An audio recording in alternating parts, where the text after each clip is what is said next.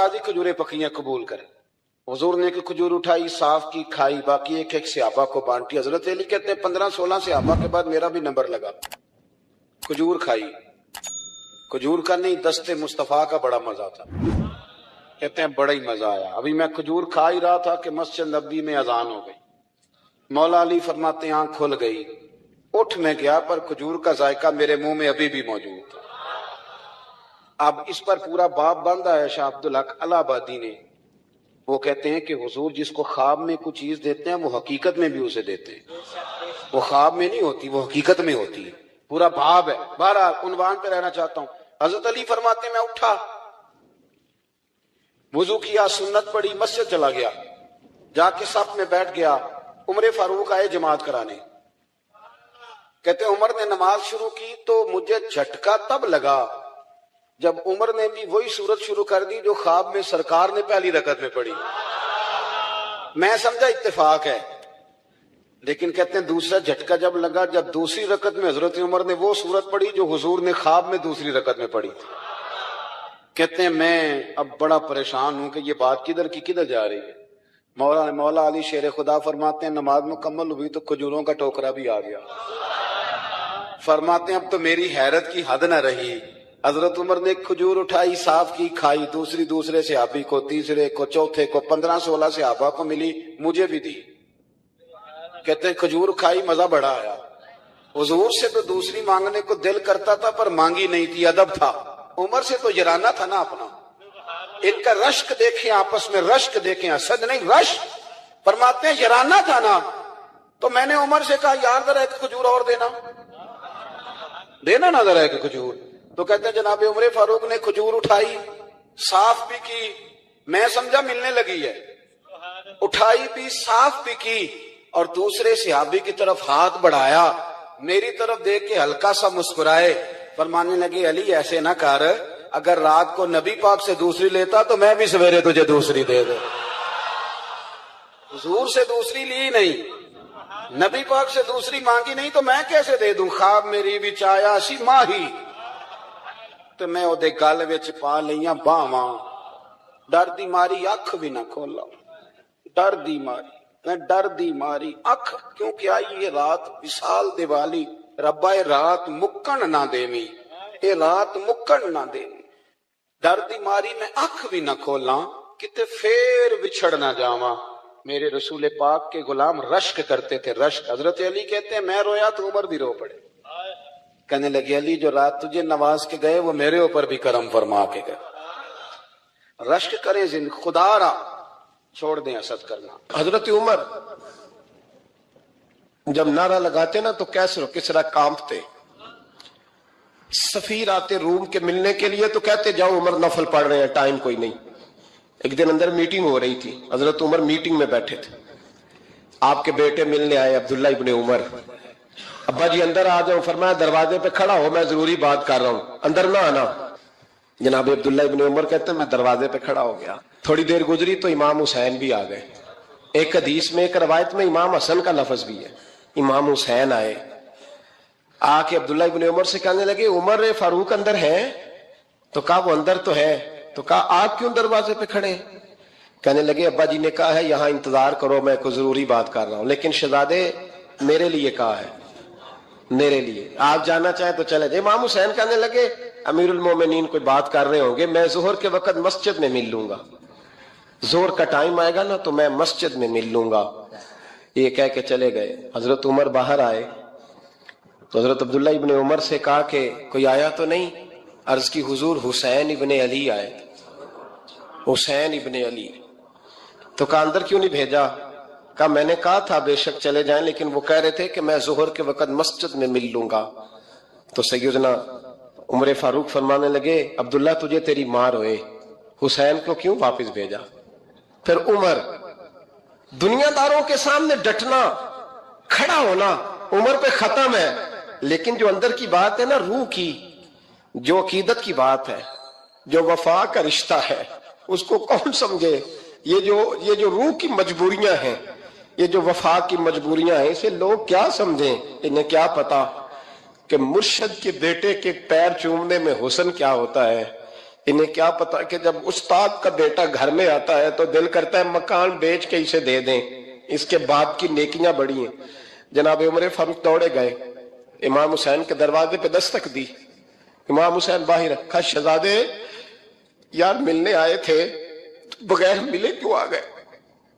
عرض کی کہ آپ مصروف تھے، آپ کے اپنے بیٹے بھی دروازے پہ کھڑے تھے تو میں واپس آ گیا۔ امام حسین کہتے عمر جذبات میں آ گئے، سر سے پگڑی گر گئی، کہنے لگے حسین میرے بیٹے کا اور حسین کا کیا مقابلہ؟ کیا اس کی ماں کا نام فاطمہ الزہرا ہے؟ کیا اس کی نانی کا نام خدیجہ الکبریٰ ہے؟ کیا اس کے نانے کا نام محمد مصطفیٰ ہے؟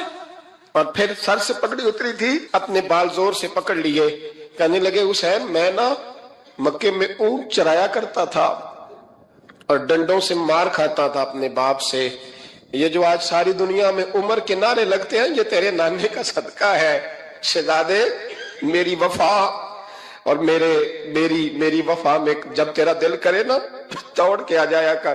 عمر تو لوگ ایک دن امام حسین نے آ کے نا جناب فاروق اعظم سے کہا، خطبہ دے رہے تھے بچوں کی طبیعت شروع میں، پتہ نہیں کیا بات آئی امام حسین کے دل میں، کہنے لگے عمر نیچے اترو یہ میرے نانا کا ممبر ہے۔ تو حضرت سیدنا عمر سنو، کبھی میرا بھی بچہ آ جائے تو میں کہتا ہوں اس کو پکڑو یار، بچوں کو تو نہیں نا جمعوں میں مطلب ذکر کیا جاتا، اترنا میرے نانے کا ممبر ہے۔ جناب عمر اتر کے نیچے کھڑے ہو گئے تو کہا جا کے اپنے نانے کے ممبر پہ بیٹھ۔ تو حضرت عمر رو پڑے، کہنے لگے شہزادے میرے نانے کا ممبر ہی کوئی نہیں ہے ہی نہیں، یہ ممبر یہ مصلی یہ تیرے نانے کی شان ہے، میرے نانے کا کوئی ممبر نہیں، تیرے ہی نانے کا ممبر ہے۔ تھوڑی دیر کھڑے رہے تو امام حسین کہنے لگے اچھا کوئی نہیں آپ کے نانے کا ممبر کا نہیں، کہا چلو پھر میرے نانے کے ممبر پہ بیٹھ جاؤ چلو خیر ہے، کوئی نہیں آپ کے نانے کا، کہا نہیں، تو کہا کوئی نہیں پھر میرے نانے کے۔ جب حضرت عمر بیٹھے تو بڑا شاندار جملہ کہا، فرمانے لگے میں ممبر پر مرضی سے نہیں بیٹھا تھا، مجھے ابو بکر نے بٹھایا تھا، اور پھر حسین کے کہنے پہ میں اترا ہوں، اب مجھے حسین نے بٹھایا ہے، اب کسی کی جرت ہے تو عمر کو اتار کے دکھائے، اب میں حسین کا تیری نسل پاک میں۔ یار کتنی بے شرمی کی بات ہے، لوگ امام حسین کو باغی کہے۔ حضور کا وصال ہوا نا تو امام حسن اور امام حسین کی عمریں ابھی 7-8 سال 9 سال کے بیچ تھیں، تو حضرت مولا علی شیر خدا رضی اللہ تعالیٰ عنہ کے ساتھ امام حسن آئے مسجد میں، تو ممبر پہ بیٹھے ہوئے دیکھا حضرت ابوبکر صدیق کو، تو کہنے لگے نیچے اترنا میرے نانا کا ممبر ہے۔ بچوں کو بڑی پہچان ہوتی ہے نا ابا کے کپڑوں کی، سے پتا ہوتا ہے کہ یہ میرے نانا کا ہے، یہ میرے نیچے اترو یہ ممبر میرے نانا کا ہے۔ تو حضرت علی المرتضیٰ نے جلدی سے پکڑا اور پکڑ کے فرمایا ذرا حسین حسن یہ کیا کہہ رہے ہو؟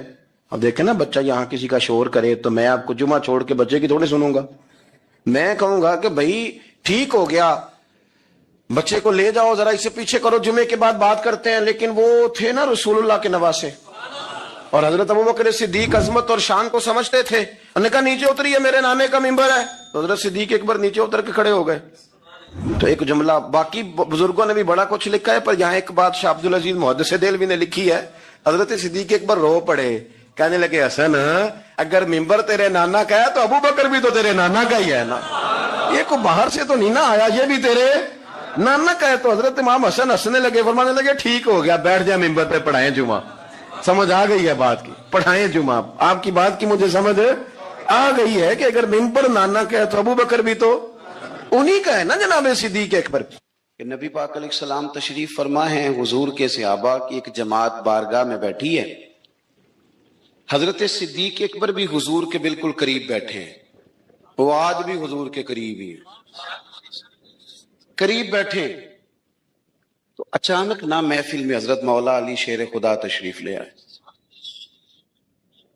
باقی صحابہ بھی اٹھنا چاہ رہے تھے، کوشش ہو رہی تھی، لیکن پتہ ہے سب سے پہلے جگہ کم تھی، کو بندہ ذرا سرکتا یا جگہ بناتا تو جگہ بننا تھی، باقی بھی اٹھنا چاہ رہے تھے، لیکن سب سے پہلے حضرت صدیق اکبر اٹھے، حضرت مولا علی کا بازو پکڑ کے تھام کے حضور کے قریب بٹھایا، خود ذرا تھوڑے سے پیچھے ہو کے بیٹھ گئے، اب بولا نہیں کوئی، وہاں لوگ کم باتیں کرتے تھے، وہاں لوگ بولا ہے پائے نظر ہوش میں آ یہ کوہ نبی ہے، آنکھوں سے بھی چلنا یہاں بے ادبی ہے، لباں تے موراں لگیاں بولن دی جاچ بھول گئی، اوتھے زباناں تائیں کھولن دی جاچ بھول گئی، تے جا کے مدینے اتھرو میرے سوال بن گئے۔ حضور کی بارگاہ میں وہاں کو بندہ بات کرے، اللہ نے پہنچایا سرکار کے قدموں میں، صد شکر میں پھر آیا سرکار کے قدموں میں، کچھ لمحے سلامی کو ٹھہرا ہوں مواجہ پر، پھر مجھ کو ادب لایا، پھر مجھ کو ادب لایا سرکار کے قدموں میں۔ تو حضرت کوئی کسی نے گفتگو نہیں کی، حضرت صدیق اکبر نے بازو تھاما اور لا کر کے نا حضرت مولا علی کو حضور کے قریب بٹھایا اور خود سائیڈ پہ جا کے بیٹھ گئے، کوئی بولا نہیں، بات نہیں کی۔ تب ہم تو باتیں زیادہ کرتے ہیں نا، جا کے سائیڈ پہ بیٹھ گئے، اور کسی نے کیا تبصرہ کرنا تھا، نہ کسی کی جرت تھی، نہ کوئی کرنا چاہتا تھا، نہ کر سکتا تھا۔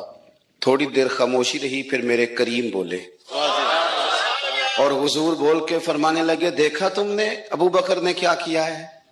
اور پھر حضور فرمانے لگے، عزت والا ہی کسی کی عزت کو پہچان سکتا ہے، فضل والے ہی اہل فضل کو پہچانا کرتے ہیں۔ میں ذمہ داری سے کہتا ہوں کہ مولا علی کی شان کو اگر سمجھ سکتے ہیں تو ابو بکر صدیق سمجھ سکتے ہیں، اور حضرت صدیق اکبر کا مقام اگر کوئی جان سکتا ہے تو مولا علی ہی جان سکتے ہیں۔ آج ہم ذکر کر رہے ہیں نا امام حسین کا، امام حسین رضی اللہ تعالیٰ عنہ، میرے جیسے بندے کی تو زبان نہیں اس قابل نہیں کہ ان کا نام لے سکے۔ کہاں سیدنا امام حسن اور کہاں سیدنا امام حسین اور کہاں ہم لوگ، ہماری حیثیت ہے۔ ہم تو یہ تو وہ لوگ ہیں جن کا نام ذریعہ نجات ہے، جن کا تذکرہ ذریعہ نجات ہے۔ یہ سارے اسی دریائے محبت کی نہریں ہیں جس کو مدینے والے محبوب نے اپنے دستے مبارک سے چلایا ہے۔ حضرت امام حسین رضی اللہ تعالیٰ عنہ یہ حضور کی اولاد پاک ہے۔ پیروں کو نا تھوڑی مٹی لگ گئی، عمر جوانی کی تھی، داڑھی مبارک ساری سیاہ تھی، کالی تھی۔ حضرت ابو ہریرہ ان سے سالوں بڑے تھے، امیر المومنین فی الحدیث۔ حضرت ابو ہریرہ نے دیکھا کہ امام حسین کے مقدس قدموں کو مٹی لگ گئی۔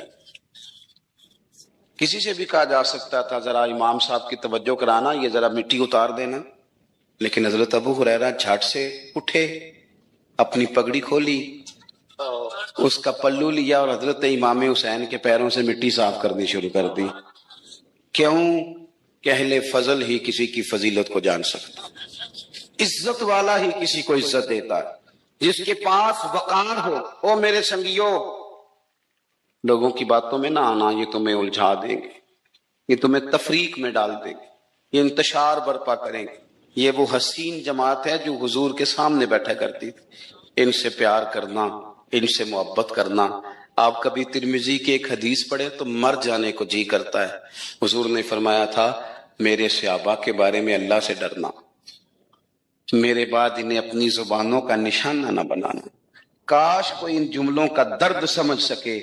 فرمایا رب سے ڈرنا، اور کریم فرمانے لگے جس نے ان سے محبت کی میری محبت کی وجہ سے محبت کی، اور جس نے ان سے عداوت رکھی میری وجہ سے رکھی۔ کبھی بھی کسی میں، اور جو حضور کی اولاد ہے، صحابہ کرام نے ایک جگہ کچھ نذرانہ جمع کیا اور جمع کر کے کہا کہ حضور کی بارگاہ میں پیش کرنا ہے۔ اخراجات بہت زیادہ ہیں اور ظاہری وسائل اس ترتیب سے نہیں ہیں، یہ نذرانہ ہر مہینے پیش کرنا ہے۔ جب وہ لے کے حضور کی بارگاہ میں گئے نا تو اللہ نے قرآن نازل کر دیا۔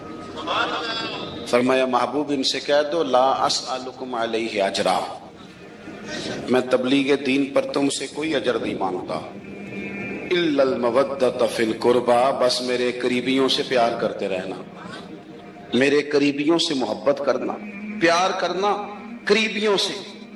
حسنین کریمین سے جو حضور کا پیار ہے، جو نبی پاک علیہ السلام کی ان کے ساتھ والہانہ محبت ہے۔ اعلیٰ حضرت بریلوی نے حدیث لکھی ہے، راوی حضرت عثمان غنی ہے رضی اللہ تعالیٰ عنہ۔ حضور سید عالم صلی اللہ تعالیٰ علیہ وآلہ وسلم نے نا گھر میں پیغام بھیجا، فرمایا فاطمہ سے کہو ذرا حسن حسین کو تو بھیجے۔ یہ سارا دن ہی حضور کے پاس رہتے ہیں، سارا دن ہی لیکن وہ جو والہانہ پن ہے، جو محبت ہے، جو ان کے ساتھ محبوب کا خاص لگاؤ ہے، سیدہ سے کہو ذرا شہزادوں کو بھیجے، تھوڑی سی دیر ہو گئی آنے میں۔ اعلیٰ حضرت فرماتے ہیں یوں لگتا جیسے سیدہ فاطمہ کپڑے نہیں ماں بدلنے لگتی بچوں کے، خوشبو نہیں لگانے لگتی، تھوڑی تیاری میں دیر ہو گئی تو محبوب نے نظریں جمائی ہیں اس حجرے کی طرف جہاں سے امام حسن اور حسین نے آنا ہے۔ رحمت کے عجب ہی جمیلے ہیں، حسنین یہاں پر کھیلے ہیں۔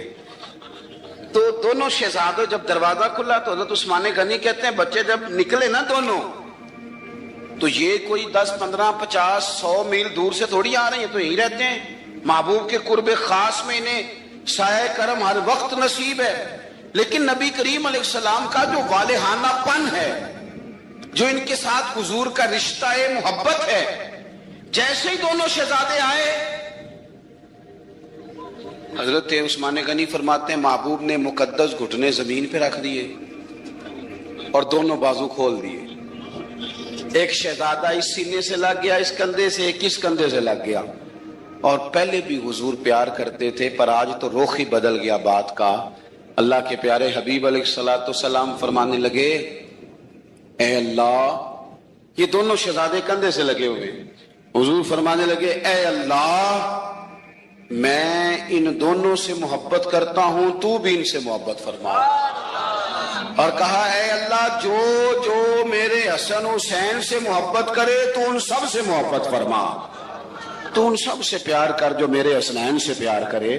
اللہ کے پیارے محبوب علیہ السلام کی محبت جب حضور کو، بھئی جس چیز کی طرف محبوب نے ایک دفعہ دیکھا ہے نا، وہ غار ثور میں حضور ایک دفعہ گئے ہیں، 3 دن قیام کیا ایک دفعہ گئے، تو ہمارا تو کئی بار جانے کو دل کرتا ہے۔ جہاں حضور تھوڑی دیر قیام فرمائیں اس جگہ سے پیار ہو جاتا ہے، اور جن شہزادوں سے حضور اس والہانہ انداز میں پیار کریں ان کی محبت، ان کا پیار ہمارے دلوں میں ہونا چاہیے۔ ابن جوزی نے لکھا ہے سینکڑوں سال پہلے، آج کے کسی عالم کی بات بتاتا تو لوگ انکار کو، سینکڑوں سال کہتے ہیں بلخ میں قحط پڑ گیا، لوگ ہجرت کر کے سمرقند آ گئے، ایک سیدوں کا خاندان بھی آیا،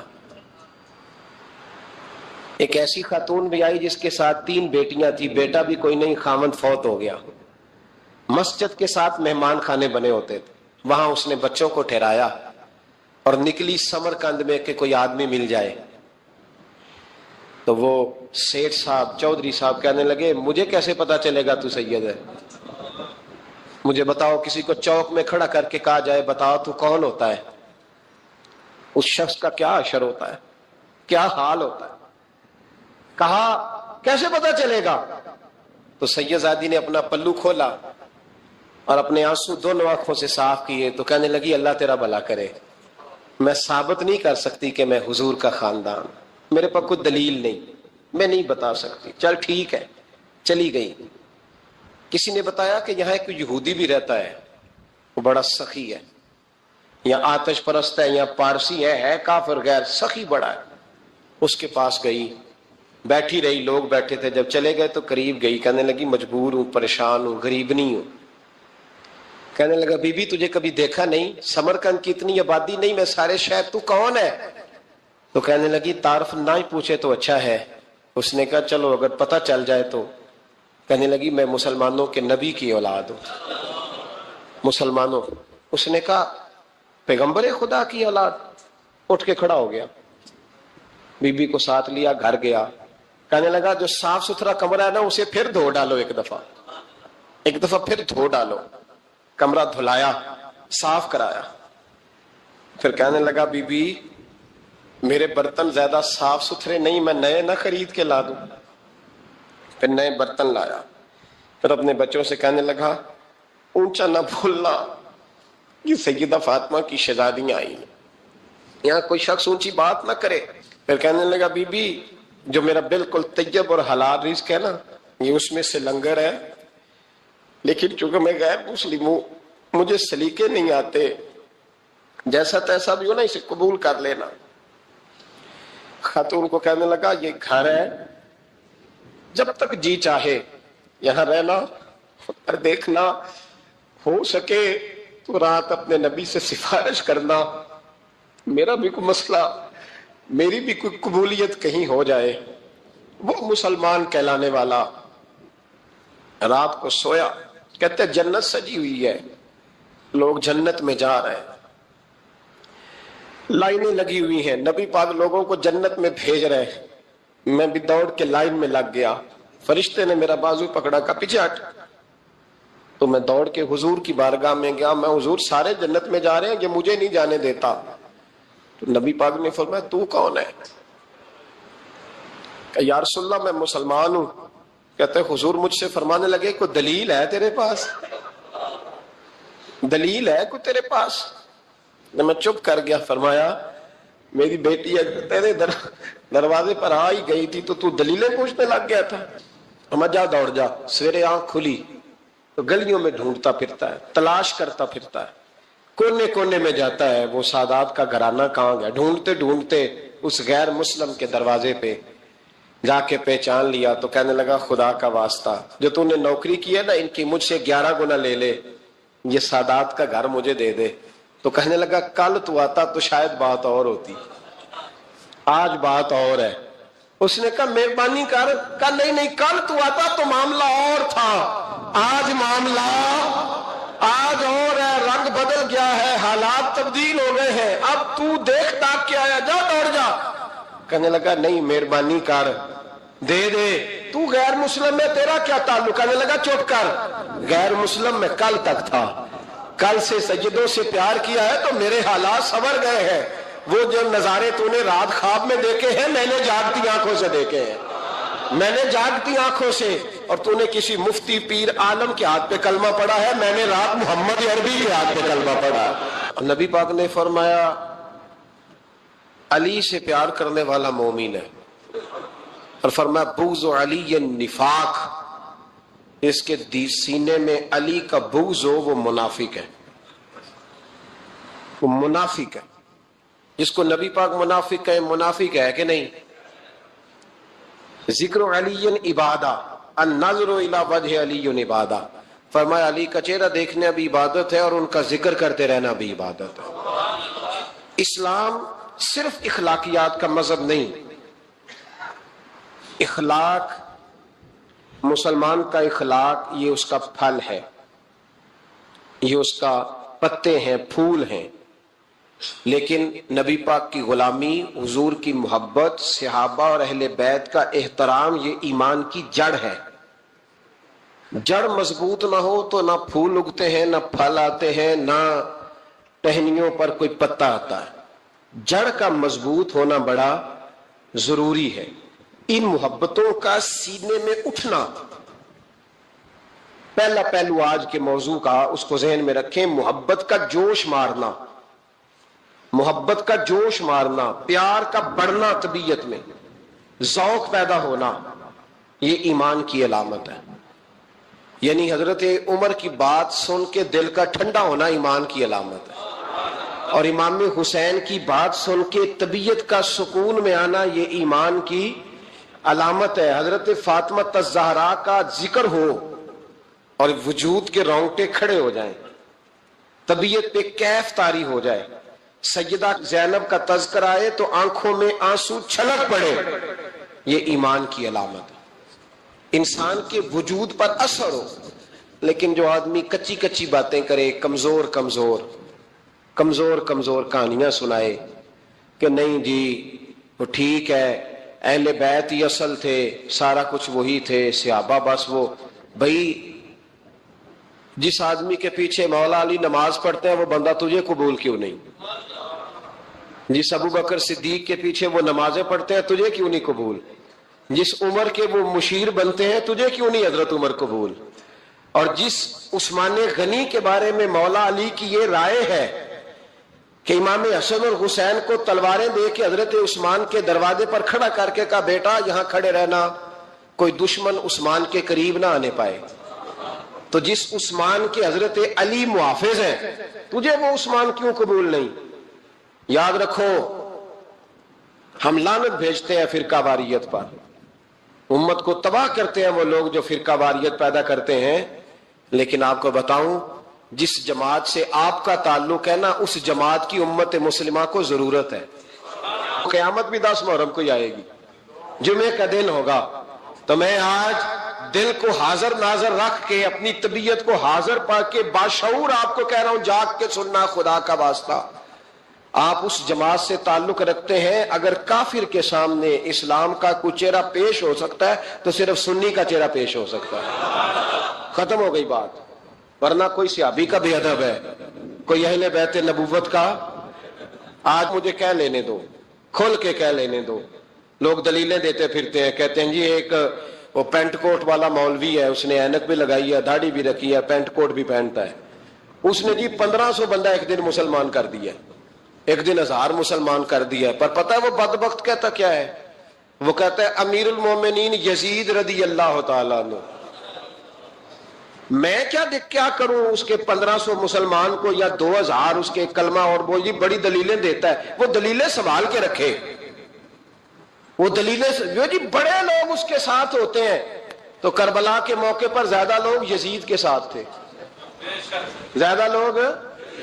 ہم کثرت کے قائل نہیں, ہم حق کے قائل ہیں. ہم اب چھوڑ دو بات, دلائل کی طرف آؤ. عجیب تماشا ہے. اور ایک مولوی صاحب اس کی حمایت کر رہے تھے, کہتے نہیں بندہ ٹھیک ہے, وہ بھول گیا تھا, اصل میں قصور عبید اللہ ابن زیاد کا تھا, اصل میں غلطی عمر بن سعد کی تھی, تو یزید کو زیادہ الزام نہیں دینا چاہیے. میں نے کہا بڑی تمہاری قریبی رشتہ داری ہے یزید کے ساتھ, تو اللہ سے دعا کیوں نہیں مانگتے کہ تمہارا حشر یزید کے ساتھ کرے؟ مانگنی چاہیے نا دعا. کیا خیال ہے آپ کا؟ ہم الحمدللہ جمعے والے دن مسجد میں بیٹھ کے دعا کرتے ہیں, یا اللہ ہمارا حشر امام حسین کے غلاموں میں کرنا. تو بھی کرنا جرت کر, جرت ہماری جرت دیکھ. ہم یہ نہیں کہتے ان کے ساتھ کر, ہم کہتے ہیں یا اللہ ہمارا حشر ان کے. ہماری جرت دیکھو, ہم ان کے غلاموں میں, قدموں میں, نوکروں میں بیٹھنے کو وہ دعا مانگ رہے ہیں, یا اللہ ہمارا ان کے غلاموں میں, غلاموں کے. تو بھی جرت کر دلیری, کر جرت, کہ یا اللہ میرا حشر یزید کے ساتھ کر دلیری. اگر اتنا ہی اچھا تھا تو بے شرمو اتنا ظلم نہ کرو, اتنی زیادتی, اتنا ظلم نہ کرو. یہ ظلم ہے. امام حسین جمعے والے دن خطبہ پڑھنے لگے, جمعے سے پہلے امام حسین نے خطبہ پڑھا, اور آپ نے ایک جملہ کہا جو ہمیشہ یاد رکھا جائے گا. آپ نے فرمایا یزید کو جا کے بتا دو کہ مجھ جیسا تجھ جیسے کی بیعت نہیں کر سکتا. او کیا فکرہ ہے امام علی مقام کا. فرمانے لگے مجھ جیسا تجھ جیسے کی بیعت. اور آپ فرمانے لگے بتاؤ اس وقت پوری دنیا میں کوئی نبی کا نواسہ موجود ہے میرے سوا؟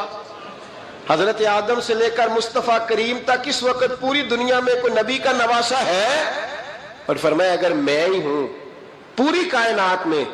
لوگ کہتے ہیں فلانا علامہ صاحب کی تبلیغ بڑی ہے, ہم سے بڑا کون ہوگا تبلیغ کی بات کرنے والا؟ لیکن ڈرو اللہ سے, ڈرو, گمراہ نہ کرو قوم کو.